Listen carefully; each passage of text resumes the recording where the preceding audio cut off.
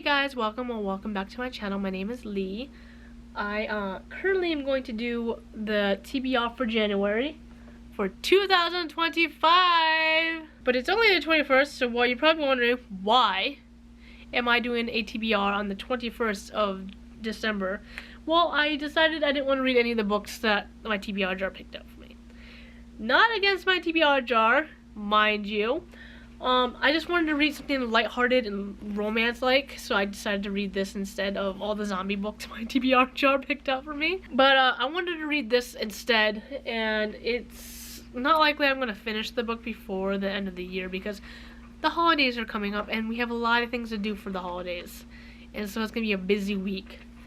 So I'm going to pick 4 more books. This is going to be the 5th one, Heart and Soul by Frederick. As a Korean adoptee, Hera Wilson doesn't need anyone telling her she looks different from her white parents. She knows. Every time Hera looks in the mirror, she is reminded that she doesn't look like anyone else in her family.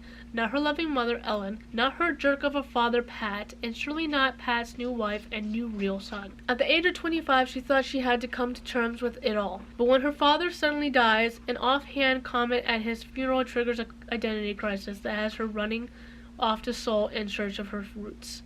What Hera finds there has all the makings of a classic K-drama. A tall, mysterious stranger who greets her at the airport, spontaneous adventures across the city, and a mess of familia ties, along with red string of destiny that wins. I think it's supposed to be winds its way around her heart and soul. Hera goes to Korea looking for answers, but what she gets instead is love. A forbidden love that will either welcome Hera home or destroy her chance of finding one. So I wanted to read a romance. Not particularly my type of book, honestly. Because romances aren't my thing, generally. But I wanted to get into Asian aesthetic books, and I have quite a few of them, believe it or not. But I wanted to read something lighthearted a little bit and heartwarming and etc. Because I want to get back into doing clay stuff, and a lot of my clay stuff is cutesy and stuff like that. So it's kind of like, I want to get into cutesy books. So hopefully my TBR jar picks the right books for me. Who knows? We'll see. Most of my books are thrillers. Anyway, so this is the first book I'm picking out. So here's my TBR jar. All it is a list of names of all the books that I have on my shelves in my TBR collection. I don't do the whole TBR thing that normal booktubers do. I don't have the I don't want to make it a choice of mine sometimes because I'm like, what did I pick? So this is it's gonna just pick things for me. So I'm gonna pick 4. First I'm gonna pick the first one. Alright, let's see. Wicked Deep. Why? I am allowed to pick one book out of the books that I'm reading, or the TBR jar picks for me, and decide whether or not if I want to actually read it or not, and switch it from another book. But it only has to be one book. The only problem I have is I didn't write the author name on any of these pieces of paper, so I'm kind of guessing where the books are at. I found it. It's in my thrillers, my horror and stuff like that. Wicked Deep. The Wicked Deep. 2 centuries ago, 3 sisters were sentenced to death for witchery. Stones were tied to their ankles and they were drowned in the deep water surrounding the town.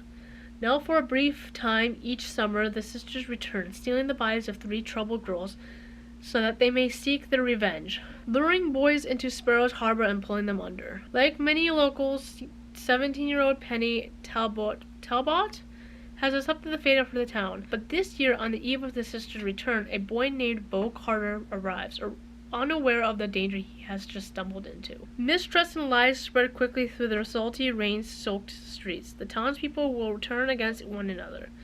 Penny and Bo will suspect the other of hiding secrets, and death will come swiftly to those who cannot resist the call of the sisters. But Penny sees only the others cannot, and she will be forced to choose save Bo or save herself. So it sounds good. I like witch books. And it's not that big. It's actually a fairly sized book, for me at least. So I think I'll keep it and try to read it. So hopefully I complete it. It sounds like it might have some romance in it, so no. This is what I'm putting back.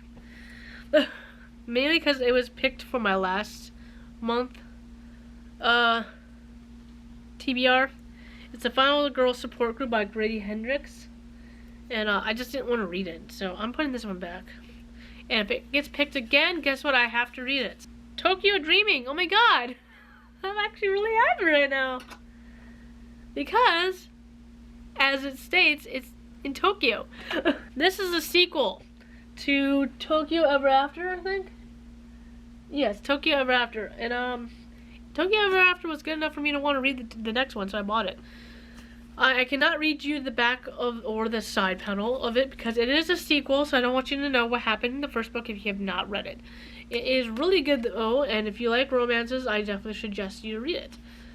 So, go check out the first book, Tokyo Ever After, which is looks like this by Emiko Jean. Don't know how you pronounce her last name, if it's French or not, because I'm not French. I just know how to pronounce that in French because of Beast of Jovadon when I was doing research on that back when I was doing Between Monsters and Men. I guess I'll read you a little bit of the first book so you know what you're getting into if you want to check out this book. It's not easy being Japanese American in her small, mostly white Northern California town. Raised by a single mother, Izumi, or Izzy because it's easier this way, has always felt it's been her and her mom against the world. But when Izumi discovers a clue to her previously unknown father's identity, he is none other than the Crown Prince of Japan, which means outspoken, irreverent Izzy is literally a princess, and that's all I'm going to tell you. So I'm actually really excited to read this book. It's like I started it, but I didn't get very far in it. So yes, I'm very happy I got that book picked out. Okay. Hopefully it's another Korean drama or Japanese book. I'm out of breath today. I don't know what's wrong with me. Sleep tight. Well, I already picked a book that I can't put back, so guess what? I'm picking this book and hopefully I get to it. Sleep Tight by J.H. Markert. Now, I'm not saying this is a bad book. It's one of my books I picked out for Book of the Month. I really wanted to read it, and now I'm just not in the mood. So it's kind of like, great! You picked this book, TBR Jar? Seriously? Alright, Sleep Tight. Beware the one who got away.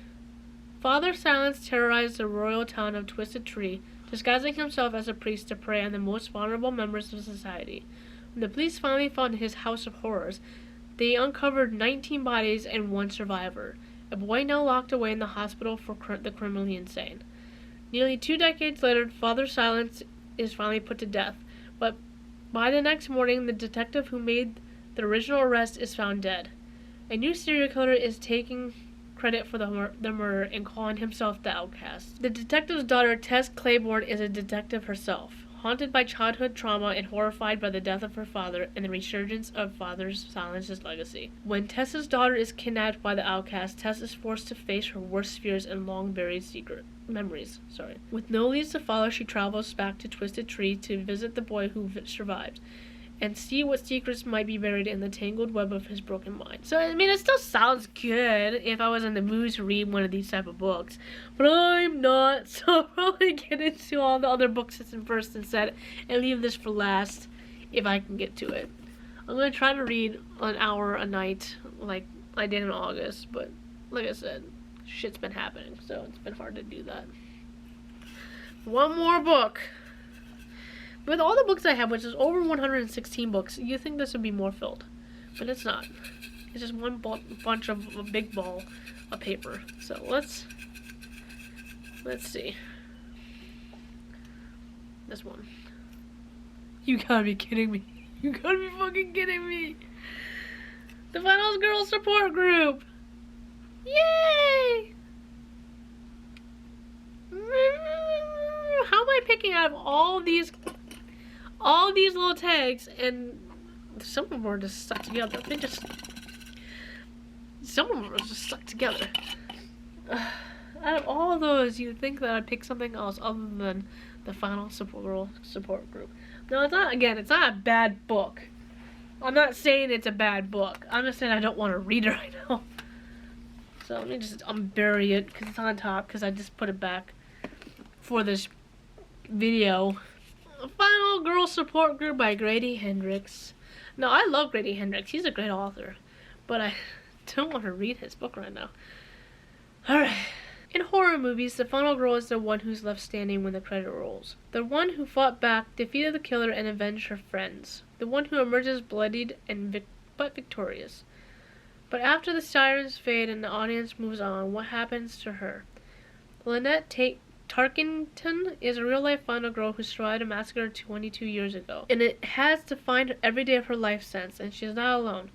For more than a decade, she's been meeting with 5 other actual final girls and their therapists in a support group for those who survived the unthinkable, putting their lives back together piece by piece. That is until one of the women misses a meeting and Lynette's worst fears are realized. Someone knows about the group and is determined to take their lives apart again, piece by piece. But the thing about these final girls is that they have each other now, and no matter how bad the odds, how dark the night, how sharp the knife, they never ever give up. So, it still sounds good. I got not pretty far. Not as far as I thought I got it. I got like halfway through. No, not even close. It's right there. So, I guess I'm reading it after all, guys. Obviously these 2 books will be last. This will be before this one because I got a little bit further in it than Sleep Tight because I haven't even started Sleep Tight. But the other ones I wanted to read kind of. I like witchy books, and I wanted romance, so yeah. Hope you guys enjoyed this video. Have a wonderful day, and have a happy holidays. Although by the time this video is up, the holidays will be over and it'll be January, so forgive me. Happy holidays anyways. Happy New Year's and all that jazz. So I hope you have a good day.